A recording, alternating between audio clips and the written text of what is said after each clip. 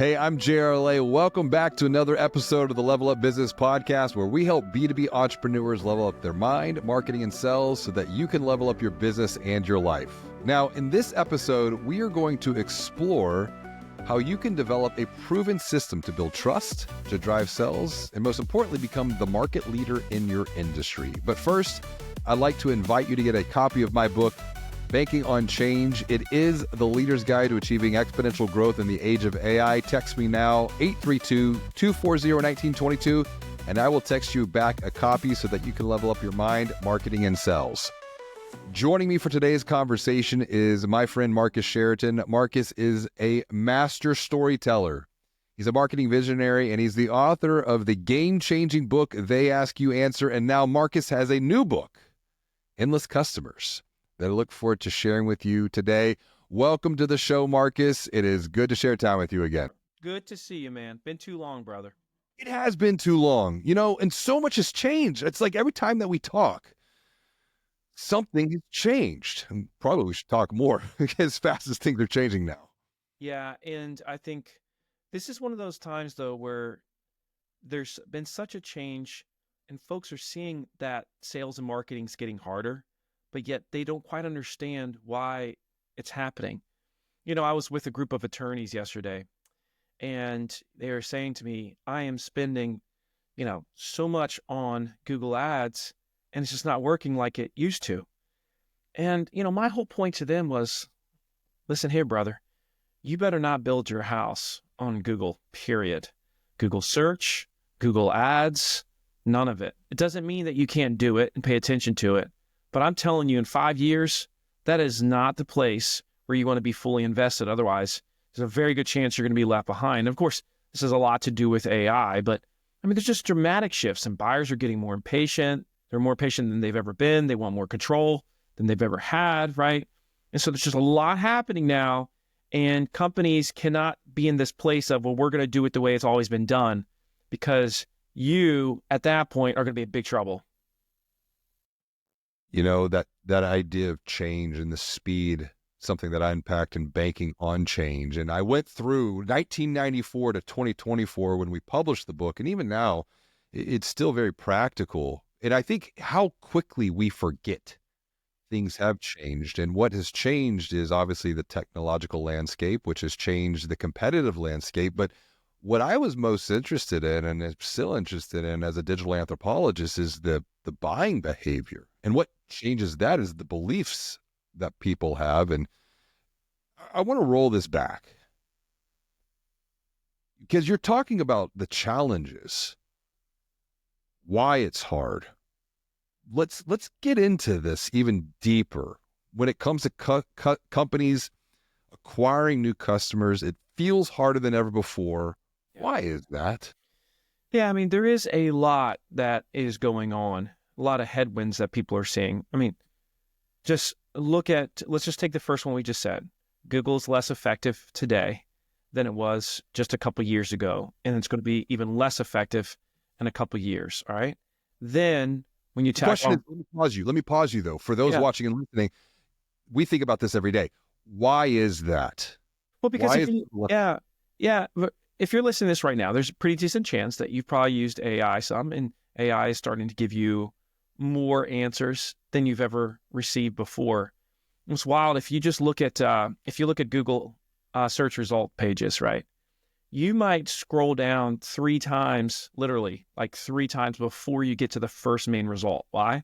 Because you got sponsors, you got AI answers, which is giving you that immediate answer. So a lot of people are getting their answer from Google, but they're not coming to your website to get it, right? That affects a lot of people's business model. And then you've got, related questions, and then you've got some videos, and then finally you've got the first result, rank 1. Well, rank 1 doesn't mean very much today at all.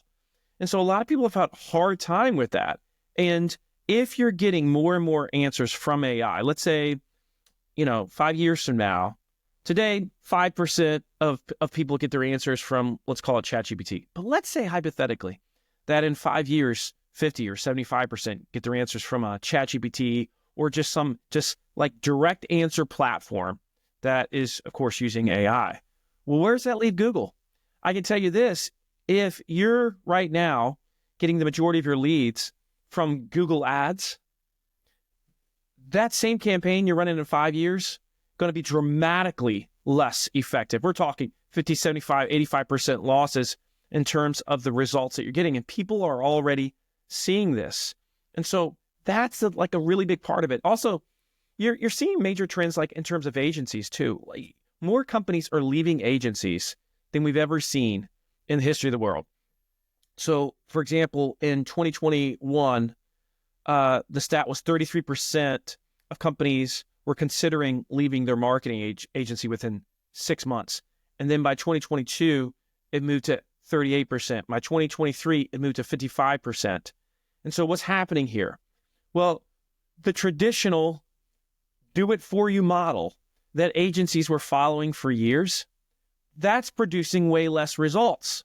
What's producing results?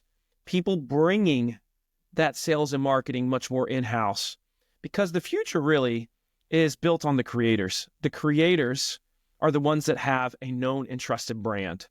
And that's really what this new book is about in so many ways, JR. It's like, how do you become the most known and trusted brand in your market, especially in a world that's AI-driven with all these AI recommendations that is changing really, really fast? How do you do it?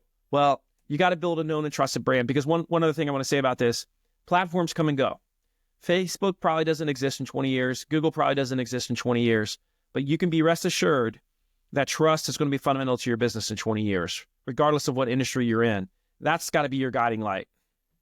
It's so interesting that we're unpacking this conversation around brand, because I think of an entrepreneur that I was recently having a conversation with, and they were like, I have over-indexed in the brand of their business. And so as a result, over the years, they've been throttled in social media. And I'm like, yeah, you're going to have to pay to play to get more brand awareness, if you will. And I was like, but what about your brand as the entrepreneur, as the visionary, as the thought leader?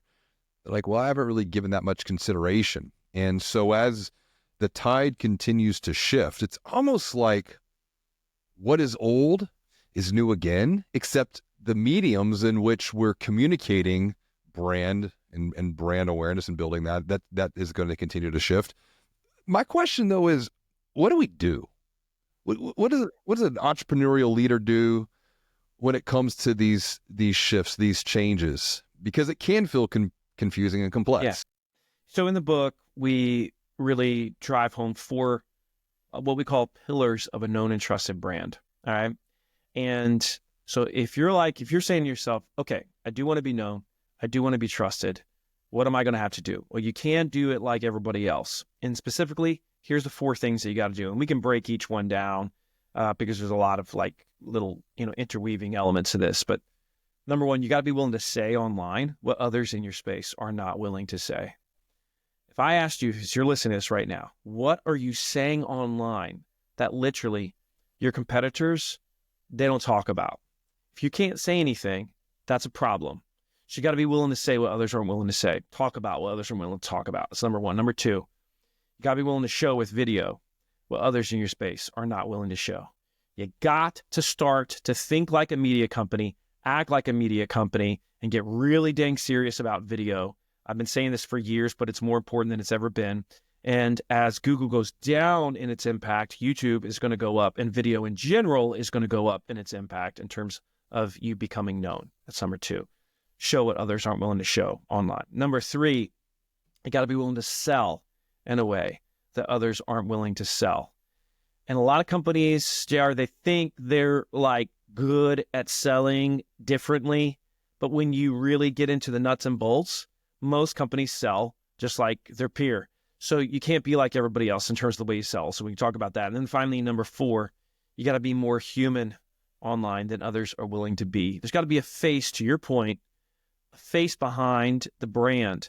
There's a reason why individual brands are so much bigger than the biggest of company brands. Like everybody knows who like the Kardashian girls are or the Jenner girls are, right? But not everybody could tell you the name of their brands of like makeup or whatever the thing is that they sell.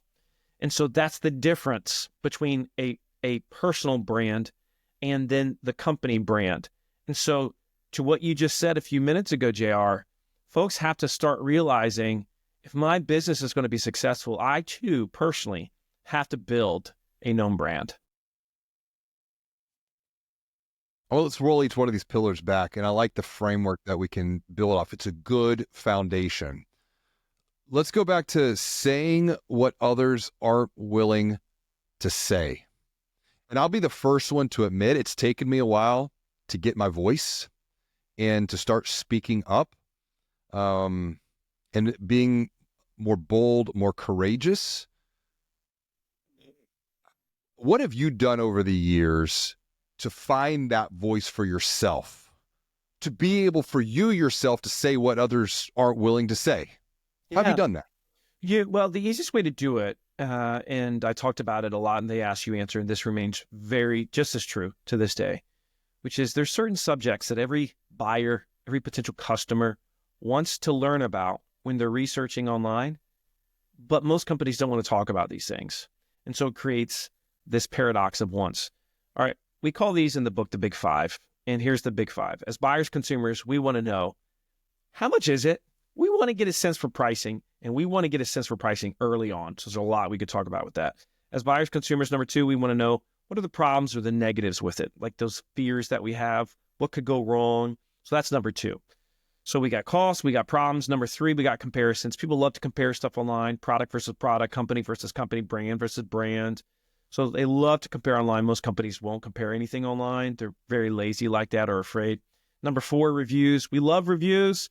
Thing about reviews is we want to know the good, the bad, and the ugly, not just the good. So a great review talks about who it's for and who it's not for. Most companies don't do that. And then finally, number five, best. Best, most, top. Think about how many times you've gone online and you research the word best plus another phrase. So you got cost, problems, comparisons, reviews, best. Those are the big five. Consumers are obsessed with them. Buyers are obsessed with them.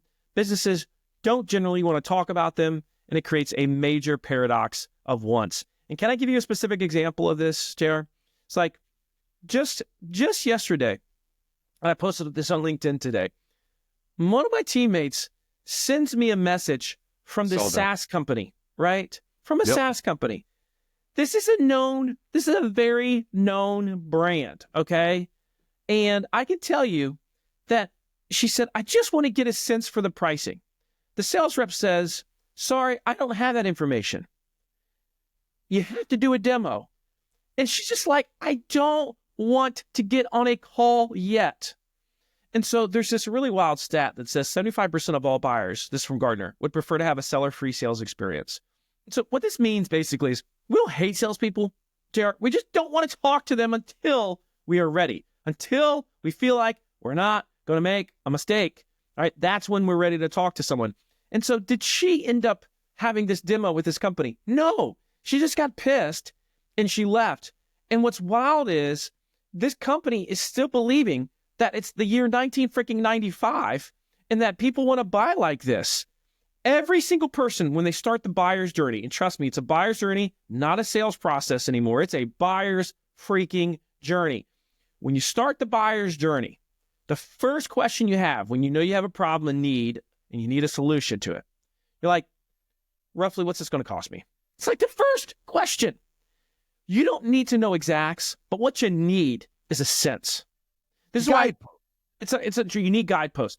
And so this is why any business person I talk to, when I say, have you ever been asked before by someone, hey, I'm not going to hold you to it, but give me a sense, what are we looking at here in terms of pricing? They've said a million times, every industry, every business. Yet, we don't want to talk about that. So that's the first thing that the buyer wants to know. And then pricing comes up again at the end of the buyer's journey when they're finally getting that specific quote from the salesperson. So you start and you finish with pricing when it comes to the buyer's journey. But most are like, nope, I'm just going to give you the pricing at the end of the buyer's journey, and you're not ready for it. That pisses people off. And that is a classic example of saying what others aren't willing to say. Real quick break in my conversation with Marcus, because I know a lot of what we're talking about right now, it requires change. It requires change in the way that we think. It requires change in the way that we act. It requires change in the way that we might even feel right now. So that's why I want you to text me 832-240-1922, and I will text you a copy of my best-selling book, Banking on Change. It is the entrepreneur's guide to achieving exponential growth in the age of AI. You see, when I look back over the last 2 decades as a B2B entrepreneur myself, so much has changed. So much will continue to change. And as we continue forward into this age of AI, think about all the changes that are going to happen when it comes to marketing and sales, specifically for B2B entrepreneurs. That can feel confusing. It can feel complex. That's why I want you to send me a text, 832-240-1922. And I will text you a copy of Banking on Change, which includes dozens of practical strategic frameworks that you can start using today so that you can level up your mind, marketing and sales, and level up your business and level up your life. Let's get back to the conversation with Marcus. So perhaps this is going to require some change of belief systems to change the behavior, and it's going to feel a little bit uncomfortable to navigate some of this, to say what others aren't willing to say. Now, I'll be the very first one to nominate my wife to lead this, because she says everything that others aren't willing to say. Check. That's good, man. Healthy. That's healthy there. It's very healthy. And I need someone like that, because it's like I have a very strong belief about a lot of things, and then she'll come and she'll challenge and she'll push. And then I'm like, yeah. And oftentimes I have to go pay a lot of money from other advisors to get the same advice. And she was like, I told you that like 3 years ago. Why did you have to? I'm like, I'm learning faster. So almost 20 years of marriage, we're finally getting a groove there. But there's the saying it, and then there's the showing it. And I think what this boils down to is something that I've written about in the past myself, is it's trust. Trust is built upon two things. It's what you say and it's what you do. Words and action. So we're talking about the saying on one side, but then you've got this other side here with your pillars of showing what others are willing to show. Yeah. What do we and have what's to show interesting here? about those is those 5 subjects, they still apply very much to this. But let me give you like the ultimate example of saying, showing, and selling in a way that others aren't willing to do. So I mentioned this a minute ago. 75% of all buyers, would prefer to have a seller-free sales experience, right? So the key to that, the answer to that, is what's we refer to as self-service. And this is just when you allow people to do things on your website that traditionally they would have had to have done maybe with a human, but now they can do it with an interactive experience with, like, let's say, a tool on your website. The most classic example of this, which I'm now very, very familiar with because I started a software company on this, is a pricing estimator. So in other words, you go to a website, let's say like the River Pools website, which, for those that don't know, I used to be a pool guy. I still own a swimming pool company. We were the first fiberglass pool manufacturer in the world that had a pricing estimator on our website. And it gives a range as to what you might spend on a pool. Now, we understand that no one else is willing to do this because they're saying to themselves, well, we can't show the pricing because we don't want to be put in a corner, and we don't set the end price and all these things. All the consumer wants in this case is, I just want to get a sense for what is a pool going to cost me for what I want. Now, what's wild about a self-service tool is because it's interactive, now the person is invested in the thing. I started this company called PriceGuide.ai, and what it allows you to do, it allows you to build a pricing estimator for any product or any service in the world in less than 30 minutes, put it up on your website. And this is what we've seen because we got a ton of data on this now, JRs, which is when someone puts a pricing estimator, especially if they have like a service-based business, when they put a pricing estimator on their homepage and make it very clear to see, easy to see, they generally see a 300% increase in leads. So 3 times as many leads. So we've got this world where people are saying it's harder to get leads. Okay. Well, what can you do to get more leads? Well, self-service is one of the major ways that you can do this. My swimming pool company gets a couple hundred leads a day during the summertime because we have this pricing estimator and nobody else has it. And so it's one of those things where this is going to be table stakes in the future. When you go to a website, you're going to say, if I can't get some type of real-time estimate, not an exact price, but a real-time estimate, then I'm out. So that's a classic example of self-service. Let me give you another one that we've had a lot of experience with. So I've got this company called Impact, and we help companies implement endless customers / they ask you answer. And so we build a lot of these tools with Impact as well. And one of the ones that we've been doing more and more of is a tool that allows someone, we just call it a self-scheduling tool, but it allows someone to choose who they work with. Let me give you an example, JR.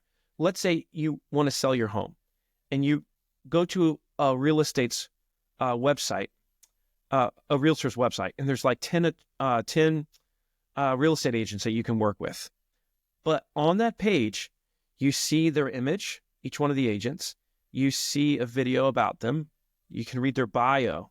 And then you can choose who you want to represent you. Now, here's what's crazy. What we keep seeing, we've done this with like financial advisors.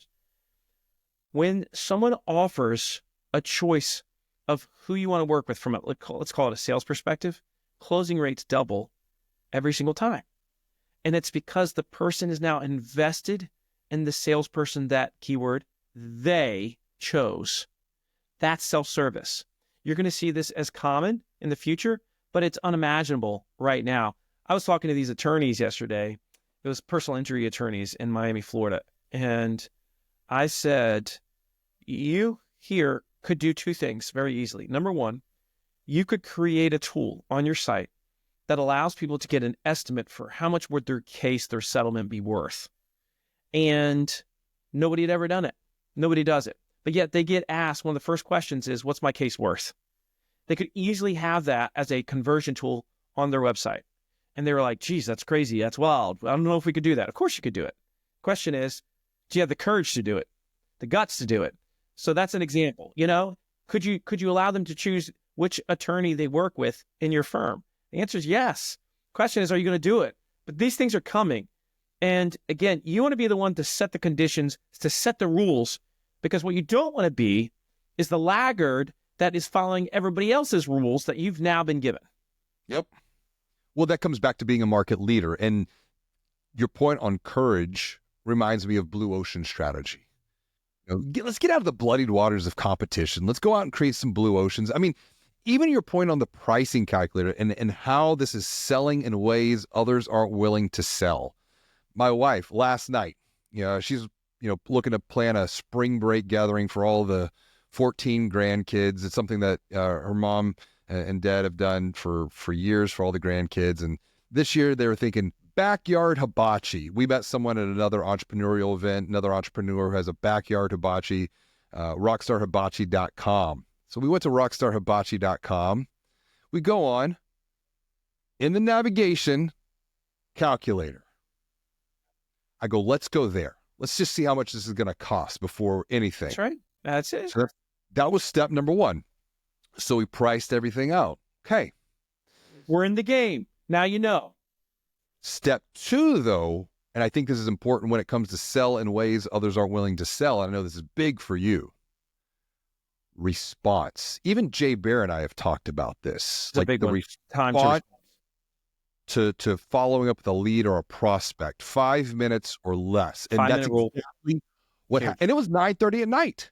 She had reached out to the entrepreneur because we had his text and met him at this event. And literally within 30 seconds at 9:30 at night, he replies back, said, hey, do you want me to get you in touch with my manager to book everything? Yep. Referral. I mean, we had the deal done in 5 minutes. It was the easiest thing. It was all done via text. But it's like, it was 80% we were serving ourselves. And I know it's something that you touched on in the book too, and maybe we want to loop back to that in a point, but in a minute. I want to come back to the speed to connection, the speed to human connection, because that is really connecting the sell in ways others aren't willing to sell to being more human than others are willing to be. Yes. Let's talk about that. Well, to your point, like if you call a lead within 5 minutes, this is why the 5-minute lead for rules, 5-minute rule for leads is huge. If you call them within 5 minutes, there's a 900% greater chance that you'll have a conversation with them. 900% greater chance. So it's 9x. So this is why this is huge. Generally, the first company that talks with that talks with the prospect, has an actual conversation, wins the business roughly 7 out of 10 times. So you want to immediately reach out, and you'll want to be first. And then a huge portion of the battle has already been won. Now, some people might listen to that and say, well, to your point, JR, what do I do on the weekend? Well, with my swimming pool company, we're implementing an AI immediate response system. So now somebody reaches out 11 o'clock at night on a Sunday, they will get an immediate text and phone call from AI. And the AI is going to say, hey, I'm AI, but it's going to sound very intelligent. It sounds very intelligent. It sounds just like a human. And a lot of people don't realize just how effective AI is right now. Like right now with having voice conversations. It's one of the best ways that you can be real time, but it also, believe it or not, very much enhances the human element of this because sometimes people say, I hear people say all the time, like, I don't think my customers want to talk to AI. No, that's bullcrap. Yes, they do if they're able to get what they want faster from AI. And the cool thing about AI is it's not grumpy. It always shows up. It's not going to put you on hold. And it's like all these things that it's going to do that we all hate and have had bad experiences with operators before. So this idea that we only want to talk to humans is total baloney. What we want is we want to talk to anything that will allow us to get our answer faster. That's what we want. And that's at the end of the day, it's, do we have the courage to do what others are not willing to do, so that from an entrepreneurial perspective, so that we can live how others aren't able to live, even for that matter? Because it's the 4 freedoms that I think about Strategic Coach and Dan Sullivan: freedom of time, freedom of money, freedom of purpose, freedom of relationship. But it comes down to, do we have the courage to commit? And I even think about this idea of, the speed, in my other business, we were working in the financial services space. And we were like, you've got 80% of people that start a loan app, they don't complete it. Why don't you just pick up the phone and give them a call? The resistance to that. People will say things like, what if I offend the person? I'm like, okay, so here's your choice. You can offend a few people and close dramatically more deals, leading to millions in revenue, or you can keep things exactly like they are right now. Which would you prefer? Nothing changes, nothing changes. That's right. It's wild to me, but we're so focused on, I might actually bother somebody or offend somebody or make someone uncomfortable because I called them immediately. Like, what is wrong with you? Everybody wants to be called quickly and in the moment because we don't like to wait for stuff. We have learned that we can get stuff, which is why much of innovation happens these days with the 3 F's. Either A, you're faster than everybody else, B, you eliminate more friction than everybody else, or C, you eliminate more fear than anyone else. That's it.